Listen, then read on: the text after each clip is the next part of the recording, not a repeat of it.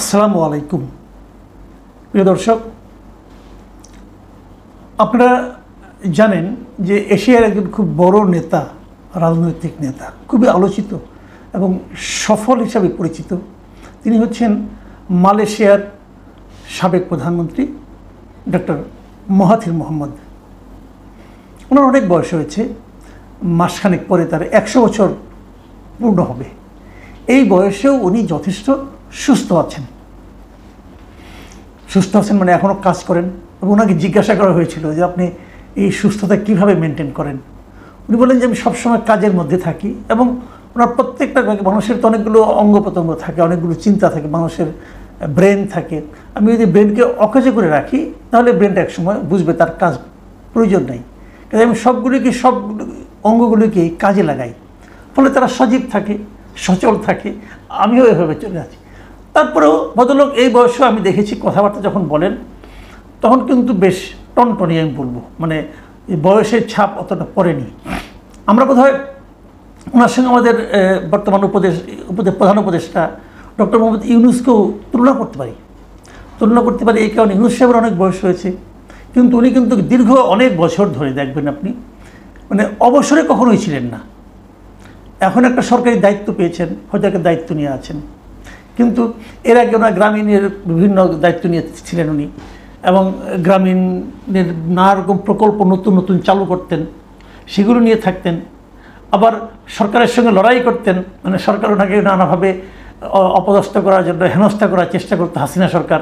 তারপরে উনি ফাইটও করেছেন, কিন্তু কখনো কিন্তু উনি ঝিমিয়ে পড়েননি, থেমে যাননি। যে কারণে ওনাকেও আমার কাছে ওনার বয়সের তুলনায় অনেক সচল মনে হয় এবং ভালো। এটা আমাদের জন্য খুব ইতিবাচক একটা বিষয়। কিছুদিন আগে ডক্টর ইউনূস যখন জাপান গিয়েছিলেন, সেখানে কিন্তু মহাথির মোহাম্মদের সঙ্গে ওনার দেখা হয়েছিল এবং সেখানেও ডক্টর ইউনূসের সঙ্গে মহাথির মোহাম্মদ বেশ সময় নিয়ে আলাপ করেছেন। এবং আমার মতো আরও অনেকেরই জানার ইচ্ছা হয়েছিল নিশ্চয়ই যে মহাথির মোহাম্মদ কি ওনাকে কোনো পরামর্শ দিবেন যে কীভাবে দেশটা পরিচালনা করা যায়, কীভাবে বাংলাদেশটাকে ঐক্যবদ্ধভাবে সবার মধ্যে ঐক্য তৈরি করে সামনের দিকে অগ্রসর করা যায়। এরকম একটা ধারণা, প্রত্যাশা অনেকের মতো আমার মধ্যে ছিল। জানতে পেরেছি সেরকম কোনো পরামর্শ উনি ডক্টর ইউনূসকে দেননি। কেন দেননি সে কথা উনি উল্লেখ করেছেন। তিনি বলেছেন যে আসলে এটা দেওয়ার ক্ষমতাই আমার নাই। আমি মনে করি ওনার দেশ কীভাবে চলবে এটা বলার মতো যোগ্যতা আমার মধ্যে নাই। এটা আত্মোপলব্ধি, অতি উত্তম আত্মোপলব্ধি। কোথায় জানলাম এটা? জানলাম হলো যে সম্প্রতি এই মহাথির মোহাম্মদের এই 100 বছর পূর্তি হতে যাচ্ছে, যে এই উপলক্ষে ওনার একটা ইন্টারভিউ করেছেন যুক্তরাজ্য ভিত্তিক সংবাদ মাধ্যম আইটিভির একজন প্রতিবেদক, তার নাম হলো মহাথির পাশা। এই মহাথির পাশা ওরা একটা ইন্টারভিউ করেছেন। সেই ইন্টারভিউতে উনি নানা বিষয় নিয়ে আলোচনা করেছেন, গাজা ইসরায়েলের যুদ্ধ, তারপর ডোনাল্ড ট্রাম্পের নীতি, তারপরে বিভিন্ন বিষয়, এশিয়ার অনেক ঘটনা, বাংলাদেশ প্রসঙ্গ, এই বাংলাদেশের আসিয়ানে যুক্ত হওয়ার যে আকাঙ্ক্ষা, এগুলো নিয়ে আলোচনা করেছেন। সেই ইন্টারভিউটাও আমি অংশবিশেষ দেখলাম এবং সেই ইন্টারভিউর উপর ভিত্তি করে এই মহাথির পাশাই আবার আমাদের অনলাইন একটা সংবাদ মাধ্যম বাংলাদেশে যেটা আছে bdnews24.com, সেই bdnews24.com-কেও উনি এই সাক্ষাৎকারের উপর ভিত্তি করে একটা আর্টিকেল লিখে পাঠিয়েছেন। উনি bdnews24.com-এর সঙ্গে সম্পর্কিত ব্যক্তি এই মহাথির পাশা। সেই আর্টিকেলটাও আমি পড়লাম, ওখানেই উনি অনেক কিছু বলেছেন। bdnews24.com এই নিউজটার যে শিরোনাম করেছে সেখানে হলো মহাথির মোহাম্মদের কথা অনুযায়ী বলেছে যে হাসিনাকে উৎখাতের সেই ঐক্য বাংলাদেশে কই।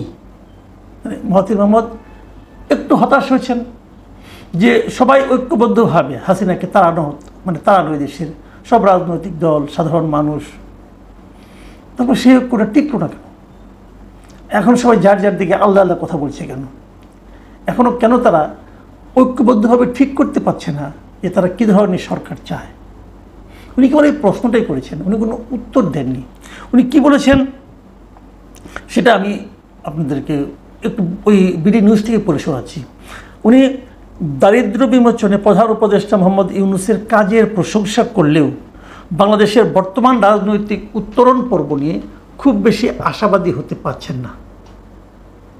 মানে যে উত্তরণ পর্বটা সামনের দিকে এগিয়ে যাওয়ার, এই যে রাজনৈতিক একটা অচল অবস্থা এখন আছে, সেখান থেকে বেরিয়ে আসার জন্য কী করণীয়, সেই ব্যাপারে উনি খুব একটা আশাবাদী হতে পারছেন না। উনি ডক্টর ইউনূসের দারিদ্র বিমোচন কর্মসূচির প্রশংসা করেছেন, মানে দারিদ্র বিমোচন কর্মসূচিতে ডক্টর ইউনূস সফল, কিন্তু রাজনৈতিক অচলাবস্থা নিরসনে পুরো দেশকে অথবা রাজনৈতিক অঙ্গনকে অথবা দেশের মানে জাতিকে যে একটা নতুন লক্ষ্যের দিকে উত্তরণ করা হবে, সেই ক্ষেত্রে ডক্টর ইউনূসের সাফল্য নিয়ে উনি সন্দিহান। তারপরে উনি বলেছেন যে শেখ হাসিনার সরকারকে ক্ষমতা থেকে নামাতে যে ঐক্য দেখা গিয়েছিল, অভ্যুত্থানের 1 বছরের মাথায় সেই ঐক্য তিনি আর বাংলাদেশে দেখছেন না। এটা আমরাও দেখছি না, নিশ্চয়ই দর্শক আপনারাও দেখছেন না। আপনি যদি বিএনপি করেন, আপনি মনে করছেন সবাই আপনাকে অসহযোগিতা করছে। আপনি যদি জামাত করেন, আপনি বলবেন যে বিএনপি আপনাদেরকে অসহযোগিতা করছে। আপনি যদি এনসিপি করেন, এনসিপি বলবে সবাই তাদেরকে অসহযোগিতা করছে, তারা একা ফাইট করছে। তো অনৈক্য তো রয়েই গেছে। সাধারণ মানুষ কি ভাবছে যে আমরা যা চেয়েছিলাম তা কেন পাচ্ছি না, আমরা যা চেয়েছিলাম তা কেন আমরা ডক্টর ইউনূসের মধ্যেও পাচ্ছি না, এই প্রশ্ন কিন্তু আসছে। দায়ী করবেন কাকে? এটা নিয়ে আমি একটু ছোট করে কথা বলবো। আমি ওনার শেষ মন্তব্যটা পড়ে শোনাই।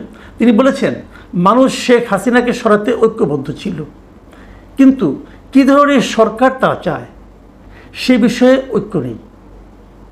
প্রত্যেকে চায় তার নিজের মতামতই দেশের সবাই মেনে নিক, আর তাতেই সমস্যা তৈরি হচ্ছে। এখন সেই লোকজনের মধ্যেই দ্বন্দ্ব দেখা দিচ্ছে যারা আগে ঐক্যবদ্ধ ছিল। এটাই কথা, যে সবাই চায় তার নিজের মতামতে সবাই মেনে নিক, সবাই, এমনকি ডক্টর ইউনূস। ওনার তো কোনো রাজনৈতিক লক্ষ্য থাকার কথা না, কারণ উনি তো রাজনীতি করেন না, ওনার কোনো রাজনৈতিক দলও নাই। কিন্তু উনিও কিন্তু সবার সঙ্গে মিলে চলছেন না, বাট নিজের মতো নিজে একটা মত দিচ্ছেন আগে, সেই মতে সবাইকে মিলতে বলছেন। এটা কি এক হলো? আপনার দায়িত্ব হলো সকল রাজনৈতিক যত ভিন্ন মত আছে, রাজনৈতিক ভিন্ন মত যত আছে, সবার সঙ্গে বসে মিলে একটা জায়গায় এনে দাঁড় করানো, বলা যায় আপনি কি চান, আপনি কি চান, আপনি কি চান, আসেন আমরা মাঝামাঝি একটা পর্যায়ে আসি। উনি তা করছেন না। সবাই যা চাচ্ছেন তার বিপরীতে যে নিজে একটা মত দিচ্ছেন, দিয়ে বলছেন সবাই এটা মানুক। তো এটা কিন্তু ঐক্য প্রতিষ্ঠার কোনো সায়েন্টিফিক পদ্ধতি নয়। এই জন্য হয়তো ওনার ব্যাপারে খুব একটা আশাবাদী হতে পারছেন না এই মাহাথির মোহাম্মদ। তবে আমি এটা বলি আপনাদেরকে, মাহাথির মোহাম্মদের কথাকে আত্মবাক্য মনে করার কোনো কারণ নাই। উনি যে সব জানতা সব জানেন তাও না, উনি নিজেও কি পেরেছিলেন। আমি একটা ছোট্ট উদাহরণ দিয়ে বলি।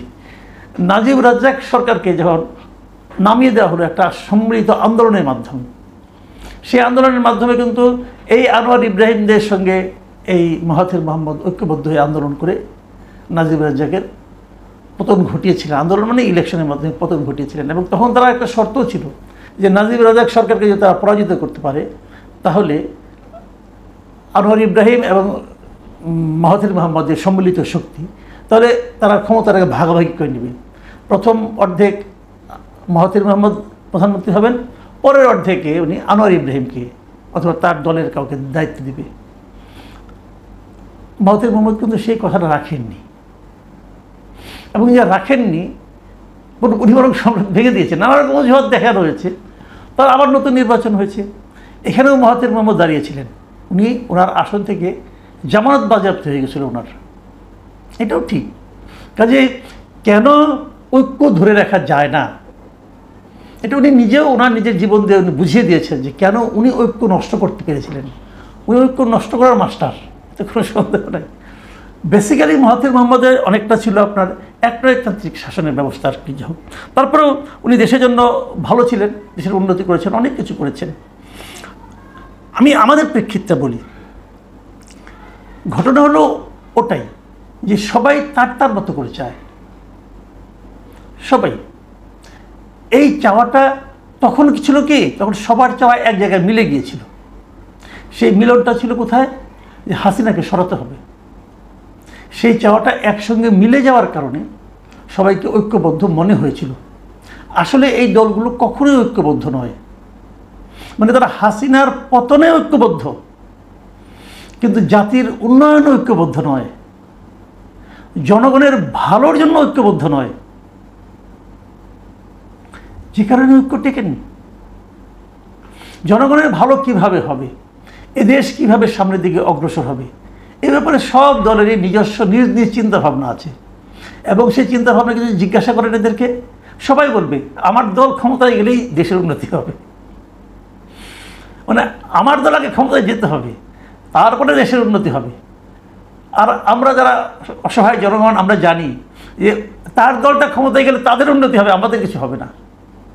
বাংলাদেশে গত 52 বছরে আমরা দেখেছি, 53 বছরে আমরা দেখেছি যে দল ক্ষমতায় যায় তাদের উন্নতি হয়, সাধারণ মানুষের উন্নতি হয় না। সাধারণ মানুষ এটা ভাবেও না, ভাবে না কেন জানে, ভেবে কোনো লাভ নাই। সাধারণ মানুষ কি চায়? সাধারণ মানুষ চায় যে আমি যেন, তুমি যদি যে কথা বলে ক্ষমতায় গেলে, তুমি যদি ক্ষমতায় যাওয়ার পর সেই কাজটা না করতে পারো, আমি যেন তোমাকে 5 বছর পর ক্ষমতা থেকে সরিয়ে দেওয়ার ক্ষমতাটা রাখি।